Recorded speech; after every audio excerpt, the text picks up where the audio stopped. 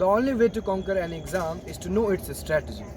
Hey guys, welcome back to my Helmet series, and this is the day 9 of my Helmet series. Let's talk about that what I have done today. So it talks about I wake late in the morning and then go for running there in the parade ground. And if you talk about that what I have done in the studies, so I have completed the whole chapter of probability there. I have solved questions from YouTube with the help of that, and yeah, it was very tough, and you can say that I got too much confident after solving that chapter.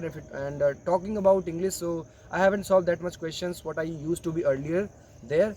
And yeah, talking about word of the day is fox pass, FAUXPAS. It means that something which will be a very ashamed of for you when you, or you can say that something when you do any social unwanted work which will make you ashamed of there, like and that's all about today's video, guys. Stay connected with me. Thank you. Jai Hind, Jai Bharat.